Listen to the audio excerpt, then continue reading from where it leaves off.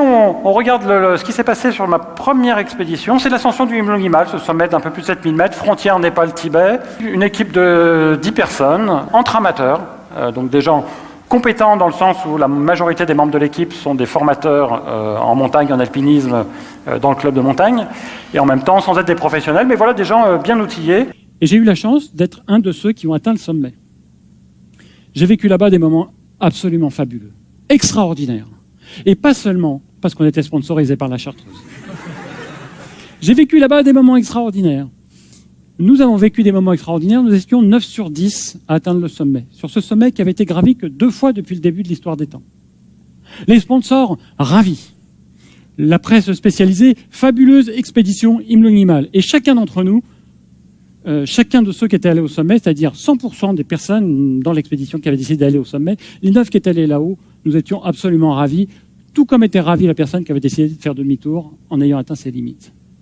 Et en même temps, j'ai 2 regrets. Le premier, c'est que sur la montagne, on était quand même plutôt 10 individus qu'une équipe. Donc ça, c'est un petit peu dommage.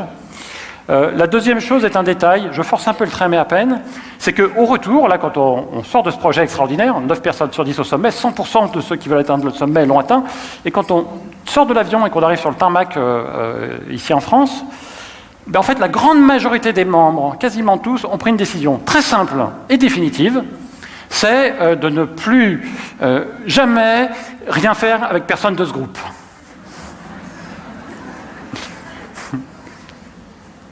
Ça pose un petit problème quand même. Alors pourquoi ça? Fondamentalement, ce qui s'est passé, c'est que au sein de notre équipe, il y avait des personnes qui étaient parties là-bas avec un objectif de dépassement de soi.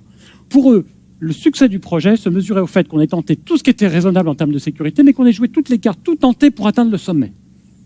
D'autres étaient partis avec une idée de se faire plaisir avant tout. Et si en plus on atteignait le sommet, alors ça c'était la cerise sur le gâteau.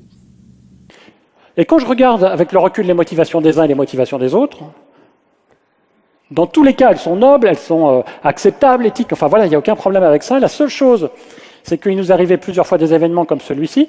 Là, c'était lors du moment du premier assaut au sommet. Pour vous donner l'échelle, il y a 2 petits points, là, je suis un des 2. Ça vous donne un peu la dimension d'un petit bout de ce qu'on a parcouru ce jour-là. Et ce jour-là, on arrive à quelques centaines de mètres sous le sommet par cette météo, grand beau temps, et subitement, la météo passe au grand mauvais temps. Grand mauvais temps, 50 cm de neige en 30 minutes. Vous voyez, vous êtes en train de sprinter vers le sommet à raison de 3 respirations par pas, et on rajoute 50 cm de neige fraîche, histoire que ça aille pas trop vite. Et là, vous avez encore des ensembles. Une personne qui regarde le sommet, qui est juste là, pas très très loin, et qui est dans le dépassement de soi, et juste derrière, se faire plaisir avant tout. Eh bien, il y a des tensions, et pas que sur le bout de ficelle qui les relie, si vous voyez ce que je veux dire. Et comme en plus on est dans des environnements qui sont difficiles, la mayonnaise a parfaitement bien pris, et je force un petit peu le trait encore une fois, mais globalement, c'était un succès phénoménal au niveau projet, cette expédition, et un fiasco au niveau humain. Quels sont les objectifs et les ambitions de vos entreprises, mais quels sont les objectifs des personnes qui travaillent dans vos entreprises? En fait, une expédition, qu'est-ce que c'est si on regarde ça avec un petit peu plus de détails? Une expédition, c'est un environnement. Alors, quand on est en montagne, en haute altitude, en général, il fait froid, il y a de la neige, il y a de la glace, etc. L'environnement, il est ce qu'il est, on ne peut pas le changer. Et puis, tout le reste, c'est de l'humain. Ce sont des personnes qui ont des comportements à tout moment, qui ont des compétences, qui ont des valeurs et des croyances, qui croient que certaines choses sont possibles, d'autres pas possibles, certaines sont bien et d'autres pas bien, qui ont une identité, ce qui fait que chacun d'entre vous, et que personne ne sera jamais, aucun d'entre vous, là, vous les 1000 dans la salle, ce qui fait qu'Olivier Soudieu est Olivier Soudieu et que personne ne sera jamais Olivier Soudieu. Et puis au-delà de ça, il y a la question du sens. Est-ce que ça fait sens que ces gens-là soient dans cette expédition-là pour réaliser ce projet-là? Est-ce que ça a du sens que ces gens-là soient dans ce réseau-là pour contribuer à ce grand projet? Est-ce que ça a du sens que les collaborateurs ou que vous, dans vos entreprises, soyez dans ce milieu-là pour réaliser ce projet-là? Et quand on a préparé l'expédition Himlong-Himal, la première question qu'on s'est posée, ce sur quoi on s'est focalisé, c'était la question comment. Comment est-ce qu'on allait faire pour gravir le Himlong-Himal? Donc, qu'est-ce qu'il nous faut comme compétences, comme entraînement, etc. Et on est devenus des super musclores de la montagne. On a regardé dans cet environnement qu'est-ce qu'il faudrait comme comportement, qu'est-ce qu'il fallait comme compétence. Et en faisant ça, c'était une bonne idée, mais il nous manquait l'essentiel. Et on est passé à côté du vrai challenge. Quel était le vrai challenge? Le vrai challenge, c'était de savoir ce qui faisait sens pour chacun d'entre nous dans ce projet-là. Qu'est-ce que toi, Olivier, tu vas chercher derrière ce prétexte qui est de faire l'ascension du Himal? Qu'est-ce que toi, Carole, tu vas chercher comme réalisation de toi-même à travers ce projet-là? Et on a très vite vu que le manque de sens conduit à l'échec, malgré le succès apparent. Il peut y avoir un succès de surface, mais en réalité, en profondeur, le manque de sens conduit à l'insuccès. Alors du coup, je me suis intéressé, et on comparera après les deux expéditions, je me suis intéressé à cette expédition organisée par les Montagnes du Silence, une association de sourds qui pose des ponts entre le monde des sourds et le monde des entendants à travers les activités de montagne. Pourquoi est-ce qu'ils montent l'expédition? C'est pour démontrer la capacité entre sourds et entendants à tout vivre au même niveau, à tout assumer au même niveau, et porter un message qui est pourquoi est-ce qu'on vit chacun un peu dans notre monde, chacun dans notre culture, alors qu'on pourrait avoir des passerelles, qu'on pourrait échanger, et que si nous, sourds, on a accès à l'éducation, on est capable de faire exactement la même chose que vous. Est-ce que ça a du sens, ça, comme projet? Profondément. Et il prépare une expédition au Spitsberg, cette île à côté du pôle Nord, et lorsque je rentre sur le projet, eh bien je me rends compte qu'en termes de compétences, comment vous dire, j'ai jamais vu une bande de bras cassés pareille. On se l'est dit très amicalement, hein. Mais à part le chef d'expédition côté sourd et sa femme, les autres n'ont jamais fait de montagne, c'est juste pour aller faire un truc pas très loin du pôle Nord dans un an. Alors on décide de faire des entraînements qui sont limités qu'aux vacances scolaires, parce que sur les week-ends c'est trop court pour venir de toute la France. Et puis on se rend vite compte que le mot piolet n'existe pas, alors il faut l'inventer. Le mot crampon n'existe pas en langue des signes, il faut l'inventer aussi. Et puis on se rend compte d'une chose, c'est que vous êtes en montagne, vous avancez tous ensemble et il y a une pierre qui tombe pour prévenir du danger, vous criez « Pierre !» Allez crier « Pierre !» dans l'oreille d'un sourd. Et encore, je vous parle de là de ce qui se passe l'été, mais je ne vous parle pas de l'hiver, quand on se retrouve à préparer du ski de randonnée sur un glacier du côté de Chamonix, où on se retrouve sur la glace du glacier, il fait moins 15 degrés et l'interprète a des moufles. La langue des signes avec des moufles. Donc il y a 1000 difficultés qui se posent et qui font que quand l'équipe part, elle a un niveau de compétence suffisant, mais vraiment pas plus. Après, que se passe-t-il pendant l'expédition? Ils partent avec plein d'entrain et ils rencontrent 1000 petites difficultés comme dans chaque expédition. La trace de l'ours est à droite. Au cas où on se soit manqué, on va dans la même direction, on se redonne une chance pour ce soir. Hein. Ils avaient des chaussures pour des températures jusqu'à moins 60 degrés. Ça ne peut pas être plus confortable. Il a fait jusqu'à plus 25.